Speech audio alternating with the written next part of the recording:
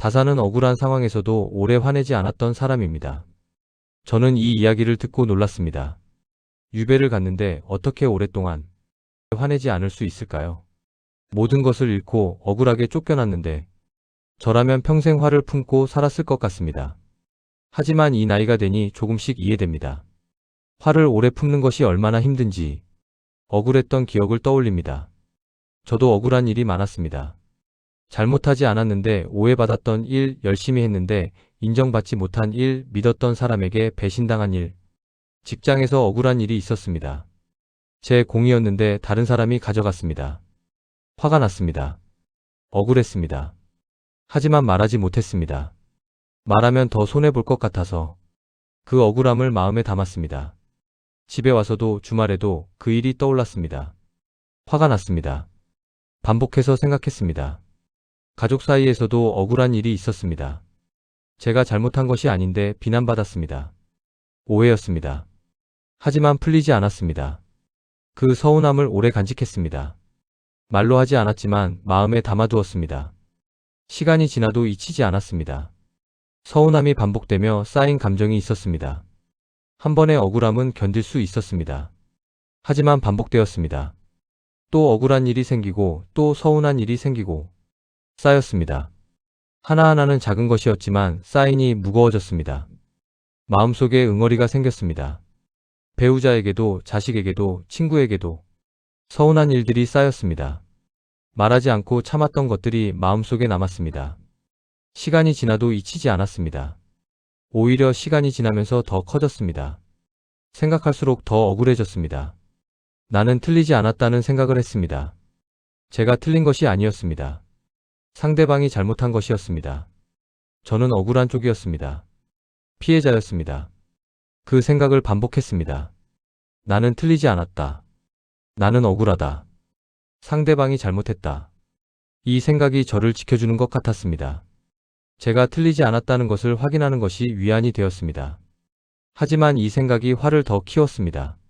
나는 틀리지 않았다고 생각할수록 상대방이 더 나쁘게 보였습니다. 화가 더 커졌습니다.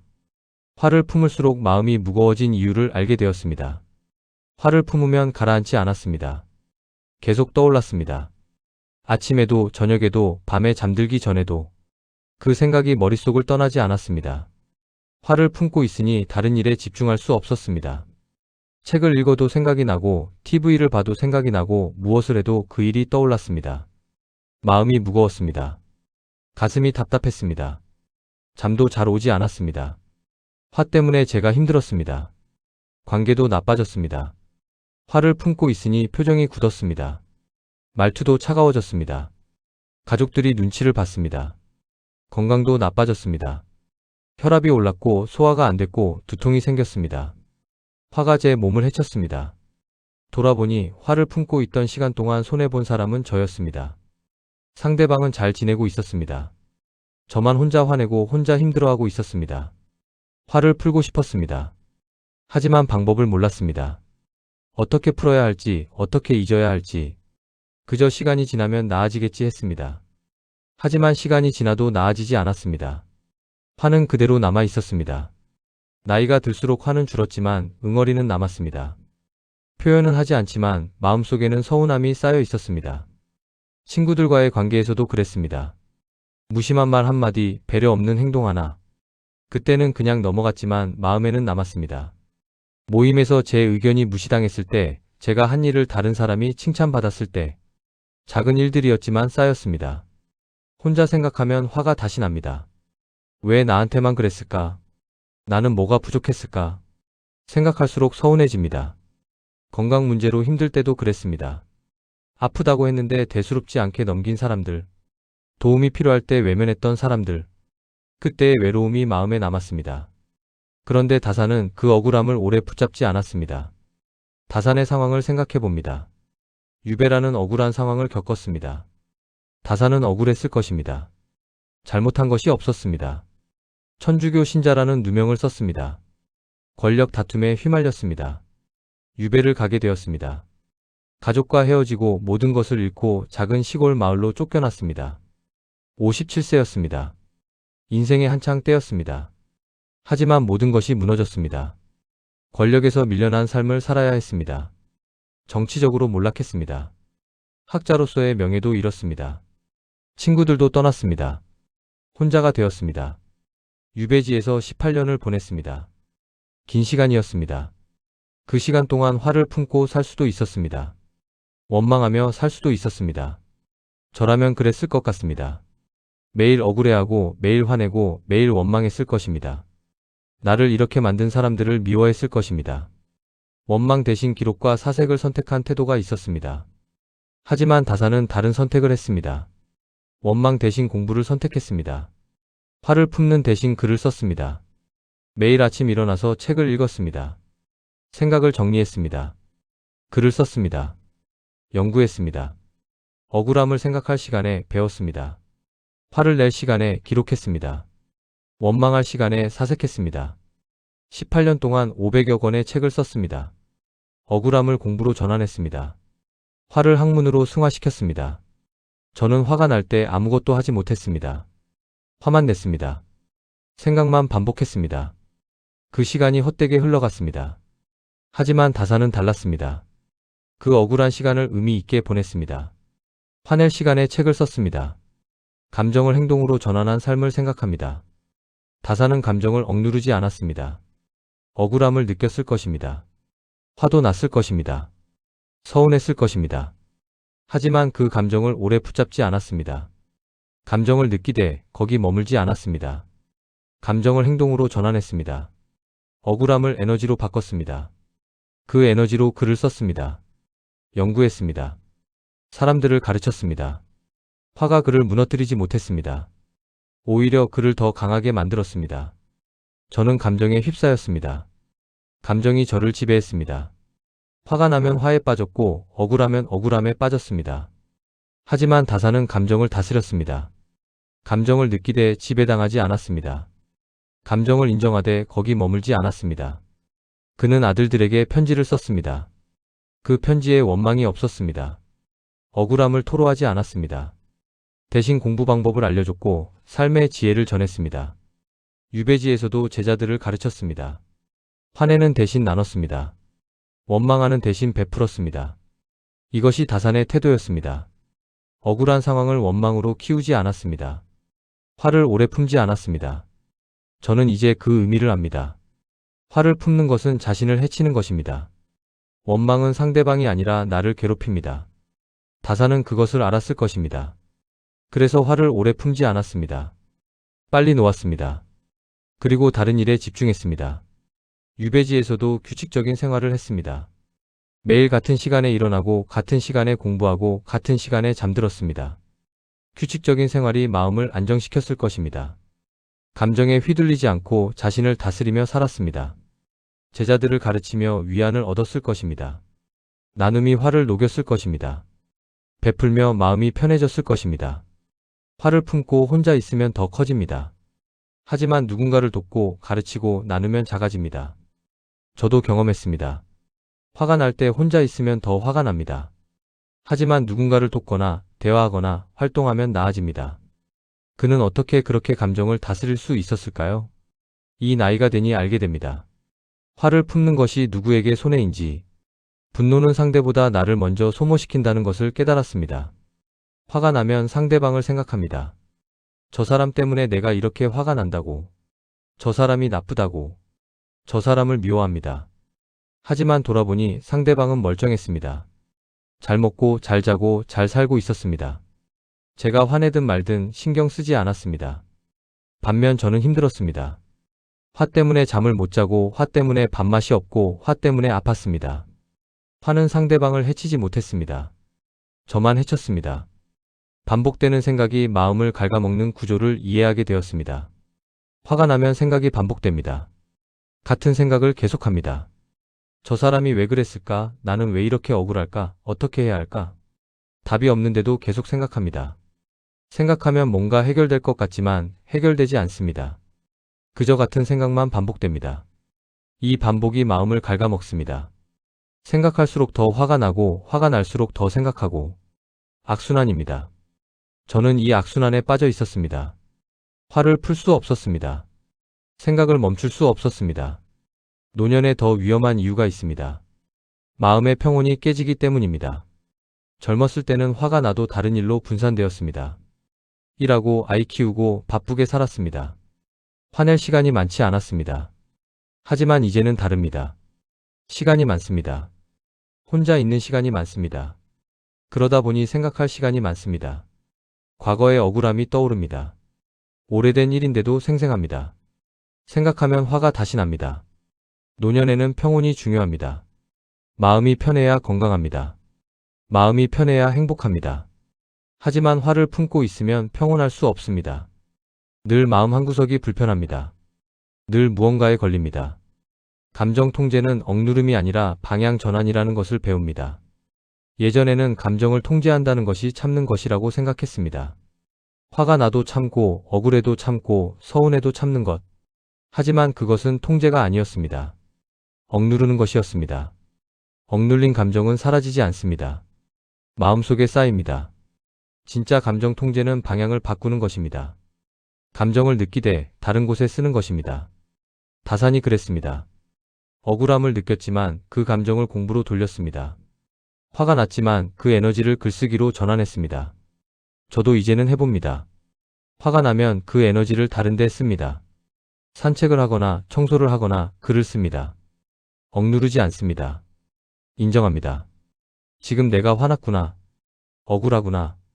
인정하고 나면 조금 나아집니다. 그리고 방향을 바꿉니다. 이 에너지를 어디에 쓸까? 화내는 대신 무엇을 할까?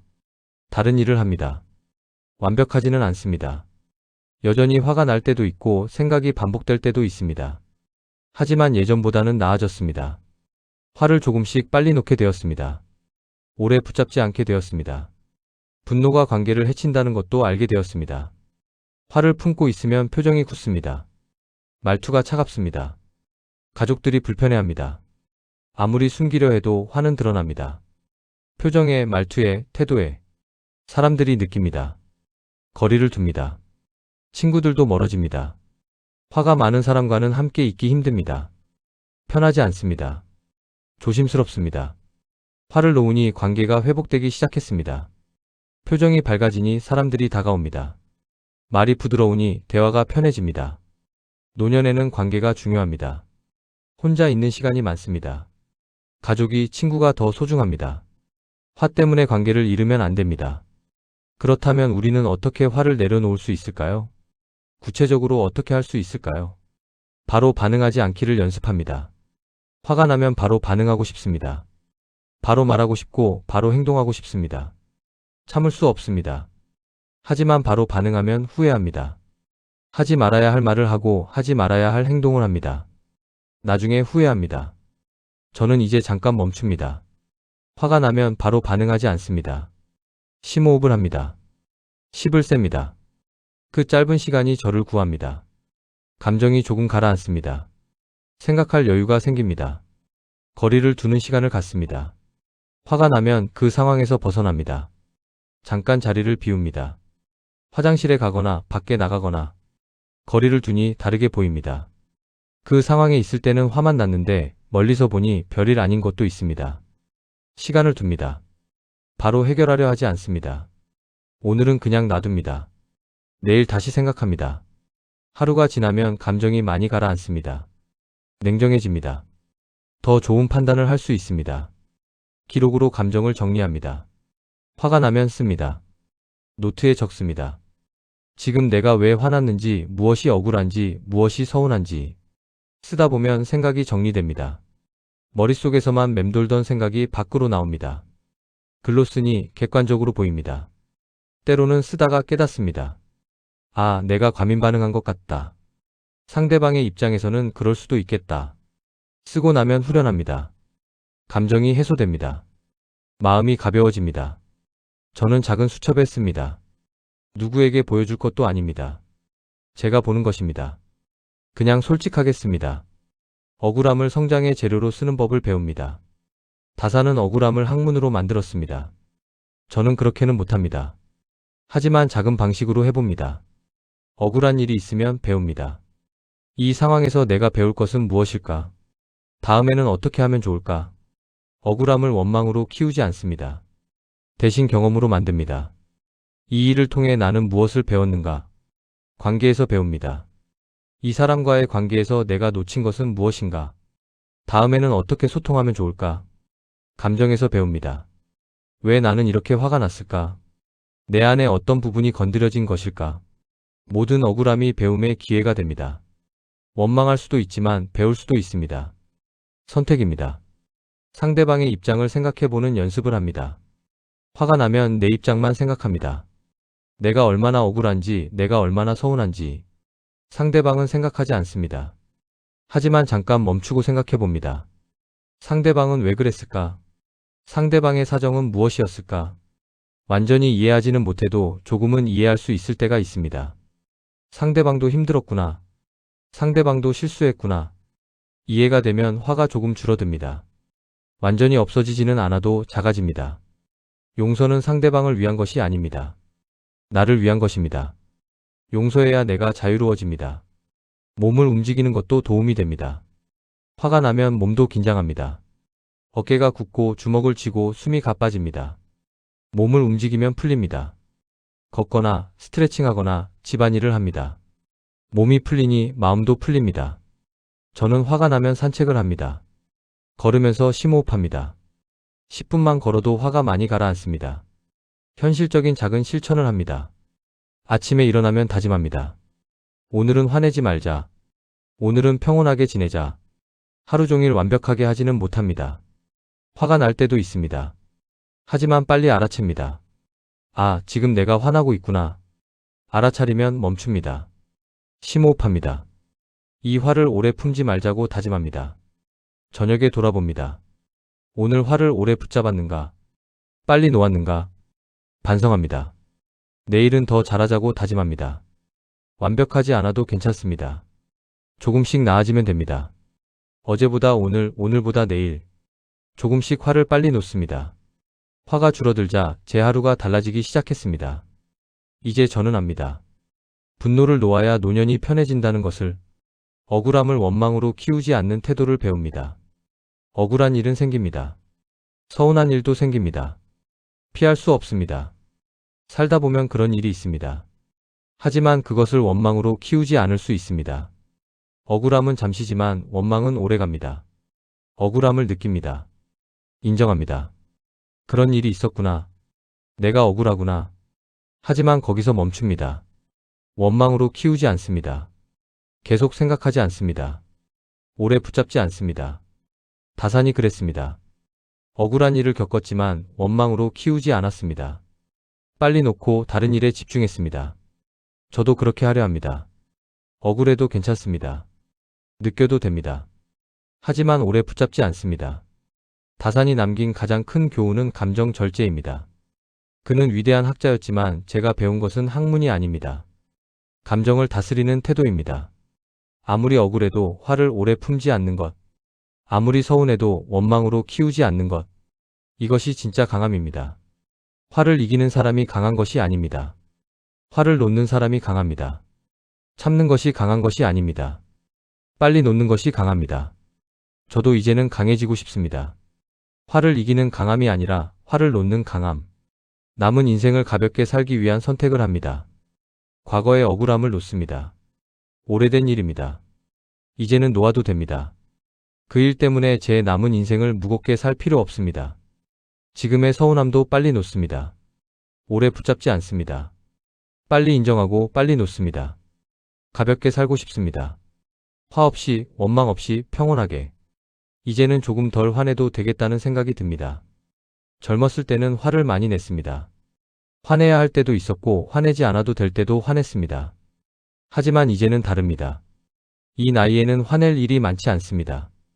대부분은 화낼 만큼 중요한 일이 아닙니다. 화내기보다 평온이 중요합니다. 화내기보다 건강이 중요합니다. 화내기보다 관계가 중요합니다. 그 일 이제는 놓아도 괜찮겠다는 마음이 듭니다. 오래 품고 있던 억울함이 있습니다. 몇 년 전 일인데도 아직도 생각납니다. 화가 납니다. 하지만 이제는 놓으려 합니다. 그 일을 계속 붙잡고 있어도 달라지는 것은 없습니다. 상대방은 모릅니다. 저만 힘듭니다. 놓습니다. 그 일 이제는 놓아도 괜찮습니다. 억울했던 것은 사실입니다. 부정하지 않습니다. 그런 일이 있었습니다. 하지만 이제는 놓습니다. 최근에 서운함도 놓습니다. 가족에게, 친구에게 느꼈던 서운함, 말하지 않고 마음에 담아뒀던 것들, 이제는 놓습니다. 말로 할 수 있으면 말하고 말하기 어려우면 그냥 놓습니다. 오래 붙잡지 않습니다. 화를 놓으니 마음이 가벼워졌습니다. 평온해졌습니다.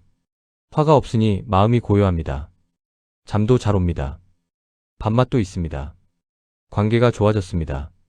화가 없으니 표정이 밝아졌습니다. 말투도 부드러워졌습니다. 가족들이 편해합니다. 건강도 좋아졌습니다. 스트레스가 줄었습니다. 혈압도 안정되었습니다. 하루하루가 편해졌습니다. 화낼 일이 줄었습니다. 서운할 일도 줄었습니다. 그냥 편안하게 삽니다. 다사는 18년의 유배 생활을 마치고 고향으로 돌아왔습니다. 원망하지 않았습니다. 화내지 않았습니다. 평온했습니다. 그가 평온할 수 있었던 이유는 화를 오래 품지 않았기 때문입니다. 저도 이제는 평온하고 싶습니다. 남은 인생을 화 없이 살고 싶습니다. 화를 놓는 것은 약함이 아닙니다. 오히려 강함입니다. 약한 사람이 화를 놓지 못합니다. 강한 사람이 놓을 수 있습니다. 화에 집착하는 것은 쉽습니다. 그냥 화내고 원망하고 서운해하면 됩니다. 하지만 화를 놓는 것은 어렵습니다. 용기가 필요합니다. 저는 이제 그 용기를 내려 합니다. 화를 놓는 용기, 원망을 내려놓는 용기, 과거를 용서하는 것도 포함됩니다. 나를 힘들게 했던 사람들, 나를 아프게 했던 일들, 이제는 용서합니다. 용서는 그들을 위한 것이 아닙니다. 나를 위한 것입니다. 용서해야 내가 자유로워집니다. 나 자신도 용서합니다. 잘못했던 것, 후회되는 것, 나도 완벽하지 않았습니다. 그것도 이제는 용서합니다. 억울함은 잠시지만 원망은 오래갑니다. 놓는 사람이 결국 편해집니다. 화를 이기는 사람이 아니라 화를 놓는 사람이 강합니다. 저는 이제 화를 놓습니다.